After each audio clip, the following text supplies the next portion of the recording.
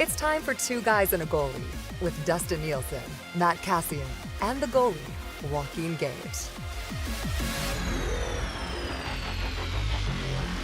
Game 5 in the Battle of Alberta. Nielsen, Gage, and Cass with you. Another episode of Two Guys and a Goalie. Once again, thank you for all the support. If you're watching on the live stream or the archive stream at any point, make sure you subscribe to the podcast. Just search Two Guys and a Goalie on all your podcasting platforms. As always, we're brought to you by Coolbet. If you have not yet signed up for an account at Coolbet, do so today. And when you do, use the code Two Guys, the number 2 in the word guys, over at coolbet.com.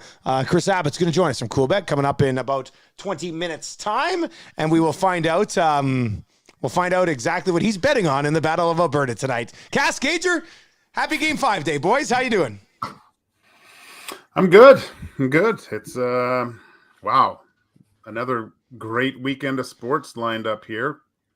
It's nervous. It's like going outside today and there's a nervousness of the city. I feel like it's very calm. It's like there's something's happening, but you just can't put your finger on it. You know, I see my neighbor out there, and he's quite boisterous and saying, "How you doing?" And this morning was like, "How are you? How are you feeling?" And I'm like, I know what he's getting at too. Like, I'm all right, man. I'm okay. But just relax. We'll be good. So, Cash, you're in at work. Like, is it the same type of feel that Gage is describing here? A lot of Oilers jerseys around at the office and running around downtown. It's a good thing.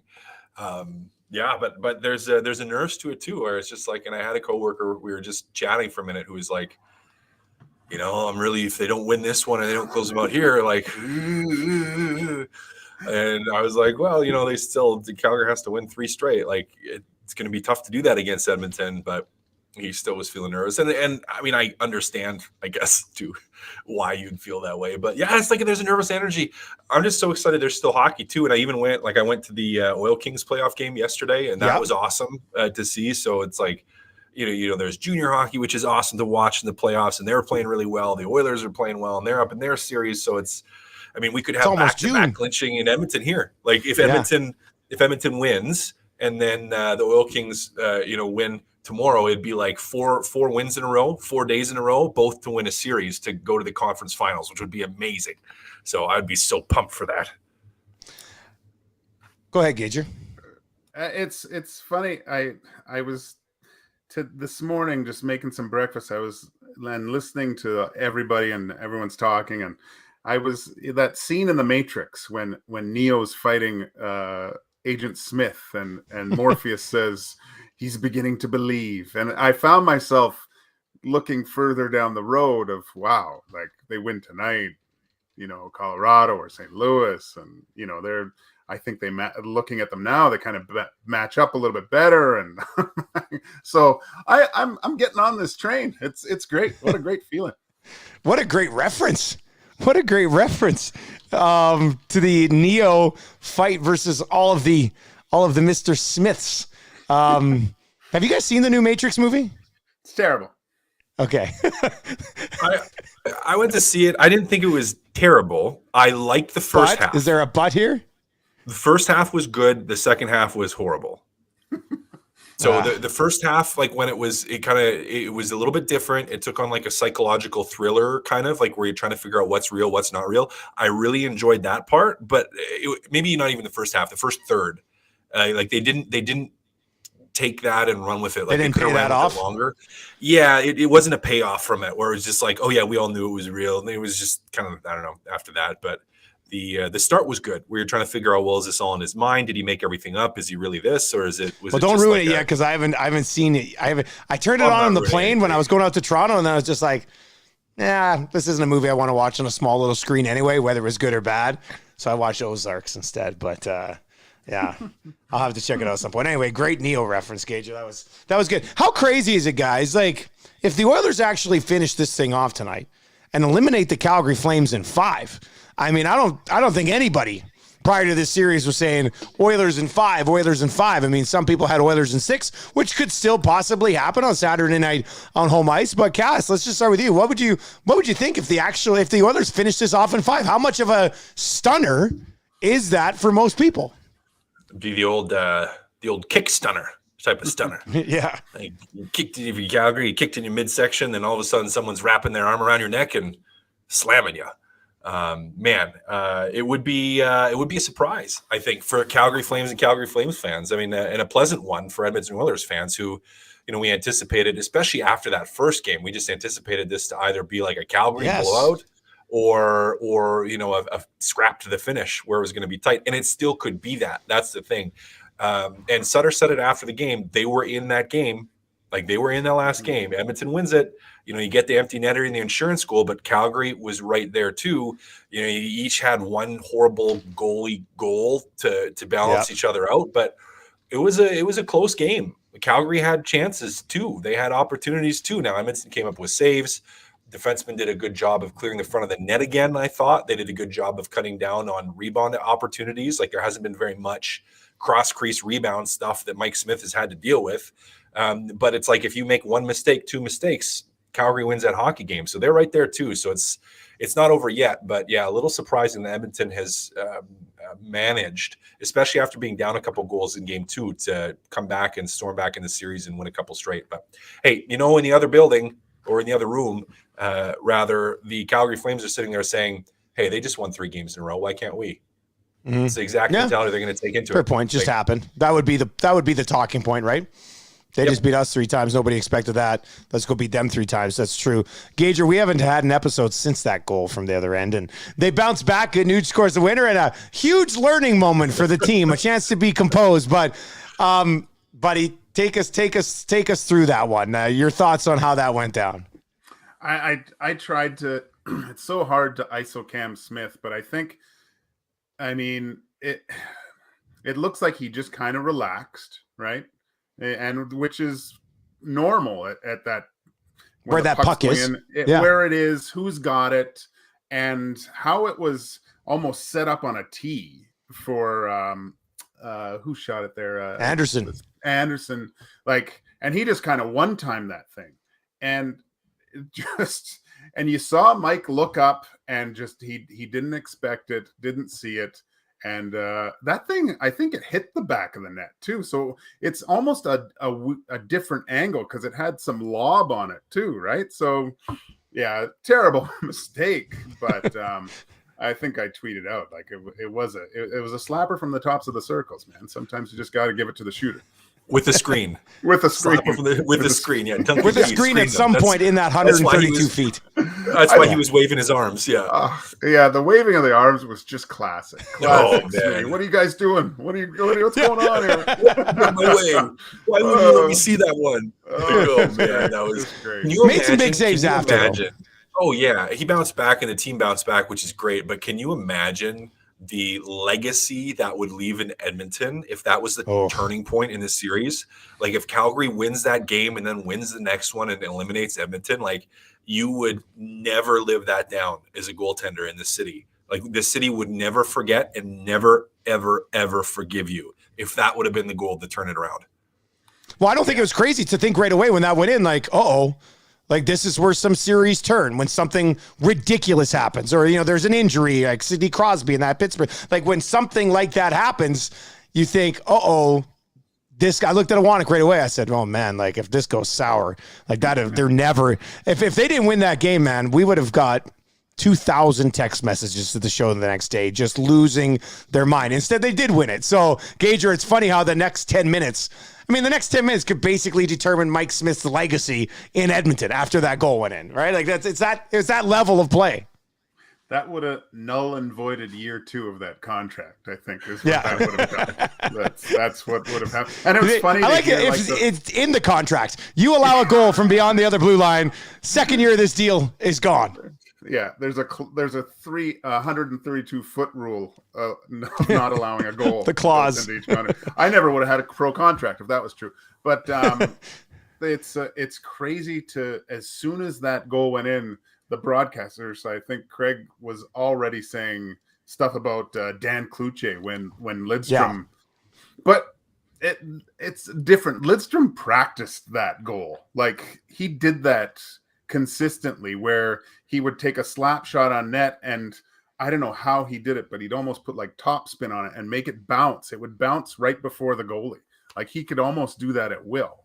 I mean, he was one of the greatest ever, I guess that. But yeah, no, that's good for Smitty to come back. Arguably the best defenseman ever, in my opinion. But it was a joke playing against him. I did it a couple times. It was stupid. Have you heard Strudwick's story about having him knock down the dump-ins, the passes? Yeah, I've heard that one. It's a great story. Yeah, just like 4 times trying to in a dump row, it in, and he just keeps knocking it down. It's great. He was great. He had like 4 minutes in penalties his whole career too. Like, and one of the best defenders ever. Like, it's just crazy. I remember meeting him when I went to play in Sweden.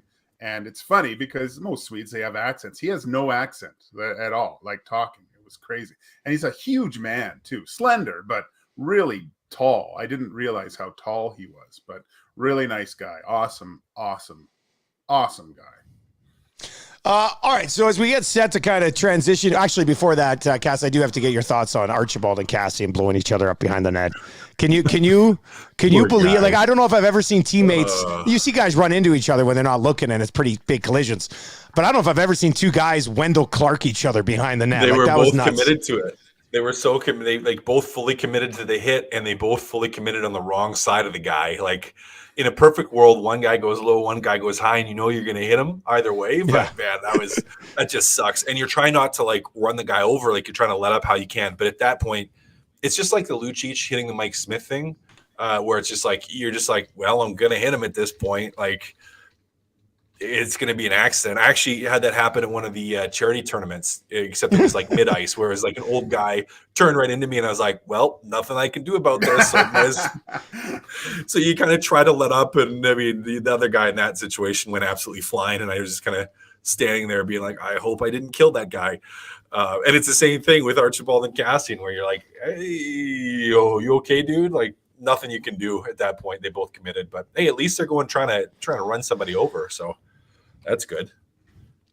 Okay, so the Flames find themselves facing elimination at home tonight in Game 5, and it could be that McDavid and Draisaitl and Kane have been unstoppable. It could be that Markstrom hasn't been very good at all. It could be that they really haven't got much from Mangiapane and Toffoli and Coleman and some of these guys that are supposed to be the difference maybe in this series because of the depth that Calgary had. That was one of the big talking points. So, I mean, Gage, let's start with you, man. Like, why do you think the Flames find themselves in the place that they find themselves in right now? It's puzzling to me, Jesse. Like, I've tried looking over the past games. If I really kind of break it down and to see, wow, the Tkachuk line and the Mangiapane, the bread eater line, they've only played like really hard about, I would say, 25 minutes where you'd see them really kind of almost taking over the game and being consistent. And that's throughout all 4 games. And we've said it, we haven't seen the best of the Calgary Flames yet, right? But as for a full 60, and I mean, there's going to be ebbs and flows in the game where the Oilers are going to come back. But I just feel like the Oilers have controlled the play for way more amount of time throughout this series than you'd expect with those 2 top lines to do. Backlund's been unbelievable, I think. Like, he's the MVP of the Flames right now. If he's not going this series, well, I guess it wouldn't have been over, but like, he's the only reason the Flames are close in this series, because they're getting juice from his shifts and what he's doing. And that's, I mean, you need him going obviously in this series, but if he's the guy that's your driving force offensively, you're not going very much further than this. I disagree a little bit because I think Backlund is a severely underrated offensive player because he does play that 2-way game. So but I also agree at the same time, like, their top guys need to be better. I don't think it's that they couldn't advance. I think their top guys need to be better. And I think the Edmonton Oilers defensemen have done a fantastic job at protecting the front of the net in front of Mike Smith. First game, they didn't do it. Start of the second game, they didn't do it. Since then, they've been really, really, really good at letting Mike Smith see the puck. Like, he's seeing everything. Not a lot of second chances out there, and that has really hampered that Calgary top line. That's key too, Cass. That when you say that, usually that's That's where Calgary scores a lot of their goals. And I would say for Edmonton to essentially dominate the blue paint in both ends of the ice, I would have, before this series started, I would say that's a place where you would see the Flames be more proficient at defending and scoring. We talked about it on Monday's episode, Cass, and you said one of the things that you were wondering about was the usage of Johnny Gaudreau and Tkachuk. And it was another 18, 19-minute type of game for them in Game 4. It's the way Sutter coaches. Do you expect him to lean on those guys a little bit more when facing elimination? I know I quickly look back to that Game 7 against Dallas, and it did go to overtime. So those guys ended up playing about 21, 22 minutes. I didn't look at just their even strength numbers in that game or their regulation numbers in that game. But do you feel like we'll see a different Sutter approach tonight, or does he just stick with the same thing? I don't know if Sutter's capable of having a different approach. Do you think he is? Like, have we seen Not that really. from him before? No. Not really. So I'd like to say he's capable of a different approach, and then he switches it up a little bit. I don't know if he's capable of that. So I don't know if we see it, Dusty. I think we should. We should see it, but I don't know if we will. Gager, what do you think? Well, I think he should. If you just use the Oilers as a blueprint, once they got into a situation where they were in an elimination game, that's when loaded up and said, you're gonna live and die with these guys, right? Like, but yeah, it'll be interesting to see, because I don't think he does. I think he's old school, man. He's not changing a thing. I can't see them doing it. All right, we've got Chris Abbott from CoolBet, who is about to join us. And I'm not too sure how many people would have had money on the Oilers in 5, but we'll get into it a little bit. I do know that the player props in this series have been something else. McDavid and Draisaitl, like it's ridiculous, some of the numbers you're seeing on those guys right now. He joins us from CoolBet. You can find him on Twitter at CoolBet. Chris Abbott, what's up, buddy? Hey, what's happening? I'm still a little bit sad. I had a good bet on the Sweden money line this morning, and it was looking very, very good for 58 minutes. Look at you betting against your nation. Well, it was a good bet. It was a great bet, and it was looking good. It almost paid off. Yeah.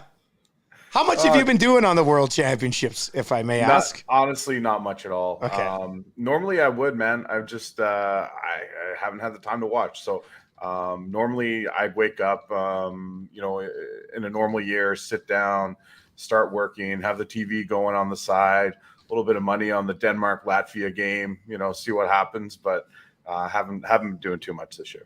I was actually supposed to be there. I was supposed to go to the World Championship. But the trip got scrubbed late. So yeah. Sorry, Chris, it's my fault. Really, I threw my jerseys up, and I should have threw my Swedish club jersey up. So I owe you a couple bucks next time you. All right, wings and beer on me. Help me put together some IKEA furniture or something. Anyway. Nobody wants to do that. I'd rather send you cash. You say send him cash or send him cash? Because both are horrible ideas. Either one, as long as I don't have to do anything. Yeah. I'm going to send cash to do your IKEA furniture.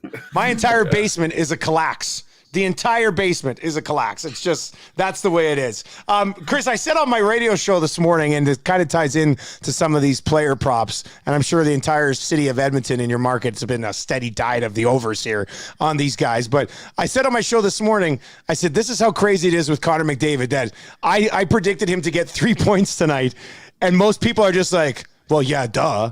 Like, of course. And I'm like, that's the world we're living in, where you can say, oh, yeah, I'm going to take McDavid over 2.5. It's going to get you plus 250. I think it's at over at CoolBet right now. And everybody's like, well, yeah, what other play would you make? Like, that's insane, isn't it? Yeah, it's completely nuts. Even the other night, I think his over 1.5 points, like minus 150. Like, you're telling me that there's a better than a 2-to-1 chance that the guy gets less than 2 points in a playoff game. But I mean, he's been outstanding. So what I did do in that game was take Draisaitl over 1.5 points, and I didn't see the beginning. And I look at it, and they're in on the first 4 goals. It's like, it's unbelievable. Yeah, I mean, I'm sure you guys have talked about this, but I'm super excited at the prospect of McDavid and Draisaitl against McKinnon and the cast of characters on Colorado. Talk about a series to bet the overs. Forget this series. Talk about the props in that one. Yeah, no, it's quite frankly amazing what he's doing, and he's driving that team. And I know there's been some conversation about, oh, it's just one player. Well, it's not just one player, but it's certainly being driven by one guy. That's for sure. Chris, has there been since Tampa's just steamrolled through the Panthers, has there been a lot more people jumping on the Bolts bandwagon? Because I had them actually losing to the Leafs. I thought they would lose to the Leafs. I didn't say it out loud because I'd be ridiculed. But now that they got some time off, maybe get point back, or a lot of people jumping on that Bolts to three-peat here. It would be a little bit late to do it. I mean, some people I know got in on them before the playoffs started at 12-15 to 1. Yeah, they were an underdog in the Leafs series on the betting market. They were an underdog in the Florida series. I bet them to win both series, and now in hindsight, maybe I should have put a little bit down on them to win the Stanley Cup, but the road was tough. They've knocked down 2 pretty big obstacles. I don't think, whether it's the Rangers or the Hurricanes, I don't know that that's going to be a massive challenge for them. If they play the Hurricanes, definitely bet under 5 in all the games that get played. So now I think you're looking at a Tampa versus Colorado or Edmonton in the Stanley Cup final, which will be fun because it'll be that blanketing defensive style against a couple of teams that can run it up. They're pretty good. So I'm already looking forward to that. But yeah, I mean, if you get in on them now, I think they're 4-1 to win the Stanley Cup. I wouldn't even do it now because they're one of the teams that have their ticket punched to the conference final. So that takes value away from them. Maybe reset again, but they'll be a favorite against whoever they play in the Eastern Conference final. And they'll probably be an underdog in the final, maybe against Edmonton, a slight favorite. I've got the numbers sitting right in front of me here right now as we talk about this. I looked them up over at coolbet.com.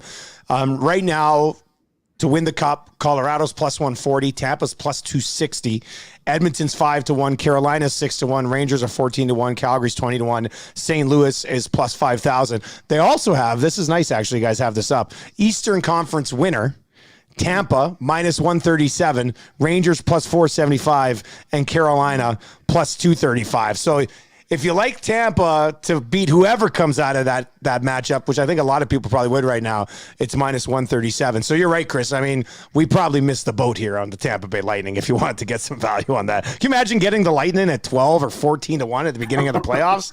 Damn. Somebody I was talking to the other day has it. I'm not sure exactly. I think it might be Was it Hustler?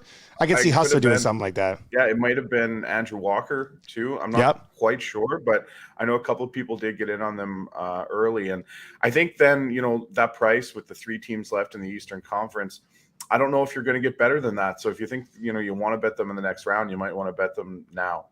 But yeah, you're still laying money to do it. So yeah, I mean, I can't say I'm surprised. I'm surprised that Corey Perry's got 5 or 6 goals. I definitely have to say I'm surprised by that. I love it, though. Absolutely love it. It screams to me about all the teams that just let him go and how they don't value players like him as much in the regular season. And every year in the playoffs, he just does what he does. So I think that's great for him. I got a question for you. What are my odds if I bet on the Toronto Maple Leafs winning the Cup next year right now? Can I do that? Probably pretty good. They're probably pretty, 7-1. It's probably not, you probably wouldn't get great odds, to be completely honest. I'm sure they're up somewhere. We don't have them there. But, the Leafs are going to be, we got to go through this Public again. team. Public team. It would have been better if they had a 1. If they had a 1, then we would just leave it alone. Now we got to go through a whole other year and probably, let's be honest, 20 more years of how great the Toronto Maple Leafs are. You get to a point here where you're looking at 100-year drought. We're almost, we are halfway there. So yeah, like Austin Matthews in his 41-year-old year, he's going to drag the Leafs. No, It's in never 2 years, gonna he's coming to Edmonton to play with Connor. Win another cup. On a discount deal. That'd be something else. Chris, we appreciate the time, man. Enjoy crushing the over in that game tonight. And we'll talk to you tomorrow on the Lock Shop. Absolutely looking forward to it. Take care, fellas. There you go. That is Chris Abbott from CoolBet. And the Edmonton Oilers right now are plus 131 money line underdogs tonight against the Calgary Flames as the Flames face elimination. And just quickly on those player point props, Connor McDavid over 2.5 points tonight is plus 250. Leon Draisaitl to make it 5 straight games with at least 3 points is plus 550. You can actually get plus money on Leon over 1.5 points at plus 122, which I think I will probably be wagering tonight because he has been, well, that's a perfect transition. I want to hit on the lineup for tonight. No changes. We'll get to that. But Cass, Leon Draisaitl, coming out of that Kings series, I mean, as we set up the Battle of Alberta, you're like, well, I have to see how Leon is going into this series. He's been all-time good. Like, he's got 13 points in 4 games. He's had at least 3 in every single one of them. Your thoughts on either the way he's grinding it out, or do you think when you watch him, is he starting to improve a little bit physically, or how is he doing this, I guess? Last game was the first one where I watched, and I was like, he's actually starting to skate a little bit. First 3 games, he wasn't taking a step. What he was doing, though, was he was using his insane skills and abilities to thread the needle with passes. And that's where he got all those assists. Like, he was stationary for almost every single one of his assists. Where the puck was on his stick, it was off his stick. But he moved it to Vander. He moved it to Connor when they were in full motion. Like, for those rush goals, like, he wasn't moving that fast. But he caught the puck and he moved it. Now, though, what I finally saw in Game 4 was he was actually transporting the puck a little bit through the neutral zone. And we didn't see that in the first couple of games. So my thought is either they have the swelling under control more, or it's starting to feel a little bit better. I still don't think he's 100% like when I see him pushing off of it, especially on the power play, like moving from a standstill to moving. I don't think the jump is there for Leon off of his ankle. However, he does look like he's feeling a little better. It hasn't impacted his brain, clearly, because he's making fantastic plays. Like, he still thinks the game really well, which is why he's still out there. So, yeah, he's starting to get better. Hopefully this means their power play will continue to improve, because I think one of the challenges on their power play has been, Leon's been so stationary that he's has been less of a concern, or you're able to pressure him and he can't take that 1 or 2 quick steps to change the angle to open up a lane like he could before. So that part's coming. He's starting to look more healthy, still not 100%, but, I'll take Leon at 75% all day. He's still pretty freaking good.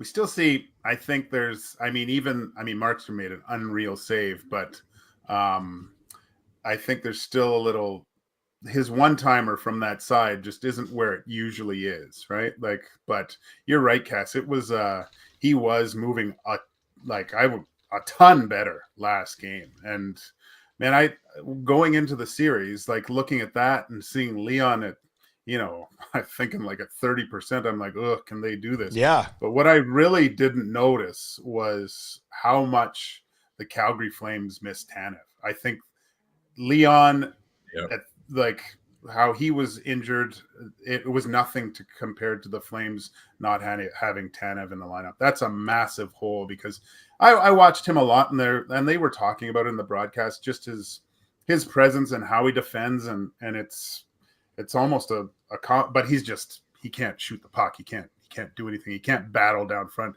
Hyman made him look like a 7-year-old when he scored that goal, right? Yeah. So, but it's that's a way bigger hole to fill that I didn't know, I think, than what happened with Leon compared to the Flames with Tanev. Okay, 2 other things I want to get to. One, looks like the same lines. No Kane today because of the baby. He wasn't at the skate, but he'll be there for the game. Draisaitl, obviously, taking the morning off as well. Calgary played a pretty decent game last game. The Oilers are up 3-1. Rashog on my show today speculated that, maybe you mix it up just a little bit, bring in like a Holloway or something. And I love Shoggy, but I didn't understand that one. Like, when you've been rolling the way you have, I know it wasn't as good last game as it was the 2 previous games. Cash, you're not touching this lineup right now, are you? No. Why? Yeah, I don't know why you would. Like, I just feel like Shoggy must have been talking about, I don't know if you guys heard it today, maybe just like a little bit of a letdown last game compared to the other two. But I think you finished really strong last game. So you could have, a letdown would have been losing that one after Mike Smith gives up a goal from the defensive zone or the offensive zone from Calgary's defensive zone. Like, that would be a letdown. You won a hockey game. A playoff game to go up 3-1. Why are you won 3 in a changing row the lineup? Yeah. Why are you changing the lineup? No, unless a guy's hurt. If a guy's hurt and he can't go and you're going to get someone in the lineup that's better than that player being hurt, sure. But beyond that, why are you changing anything? Don't touch it. That would be dumb. That'd be so dumb. I'd be mad. Yeah, that just would make no sense. Unless it's like Woodcroft, then I'd be happy. Yeah. I don't know why you would touch it. I mean, even if you lose tonight in a tight one or something, I don't know why you touch that again. You played very well since that first game. It doesn't make any sense. So, Gage, what are we expecting tonight? Let's wrap up with that. The Calgary Flames, I mean, we're all sitting here going, Calgary's got to bring their A game, like they have their best game so far. Sutter had a great quote today where he said, a lot of people looking at the negatives. What about the positives? And I think he said at one point, maybe the Oilers have just been better. Like, that's just how it's been. So if their guys have been better. So if the Flames bring it early tonight, Gager, are you pounding right back, or you're just trying to play tight and wade your way through the first 10 minutes? What do you expect to happen tonight? What do they got to do? I think the most important thing is to be even or 0-0 after the first period. And to match the intensity and the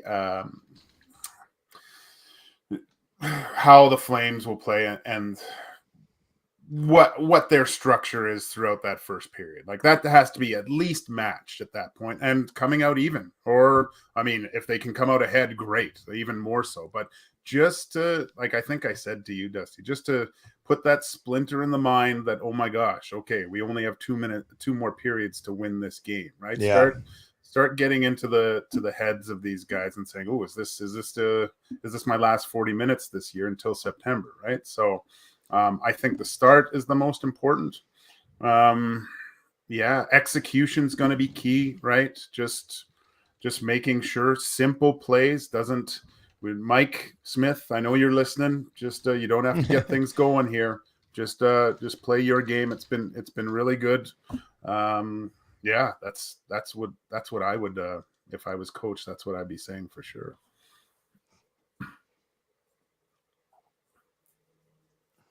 Are you waiting for me? Yeah, I was waiting for you. I thought you just naturally jump in there. And then I got to a point where I was like, oh, should I jump in? And I said, well, no, it's too late for me to jump in now. He's going to take over. And then we just waited too long. We've done over 200 episodes. We're still sitting here being like, is he talking now? So like, is he going to go? Is he going to go?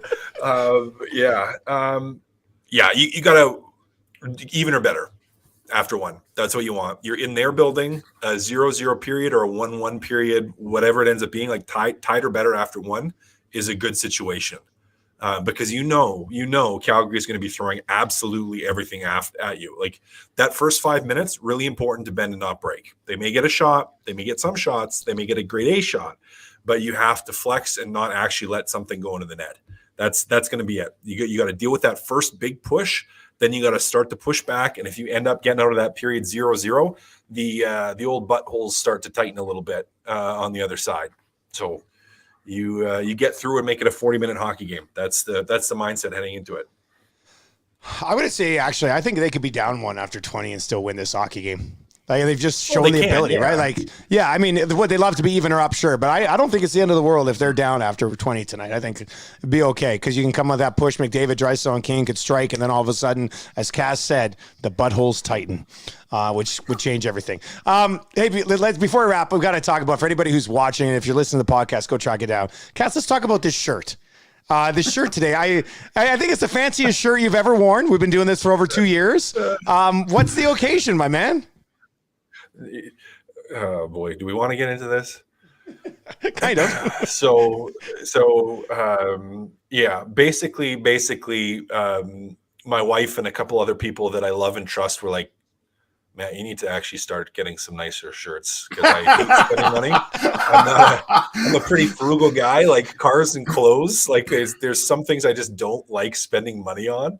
and clothes are one of them. And so enough people in my life started being like, hey man, like, I know you don't like spending money on clothes, but come on, like, come on.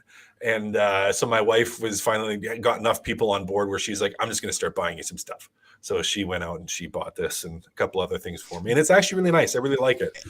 It looks nice with the way you're framed right now. You almost look like a royal lady with like a lacy dress up at the top. Yeah, it's very, Elegant. very fancy. Gager, you're a fashionista with the Sportsnet crew. What do you think of this shirt? It's fantastic. I remember Cass. Cass, I don't think that's totally true.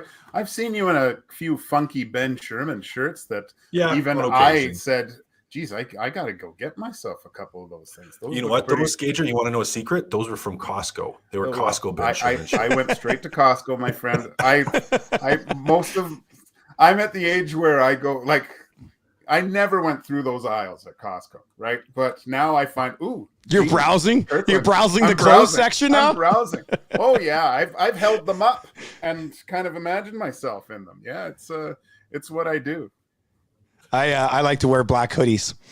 However, I went to Wayne Sports Cards today for the old crack pack, and I had about 10 minutes to kill. And there's a big and tall store right there, George Richards or whatever.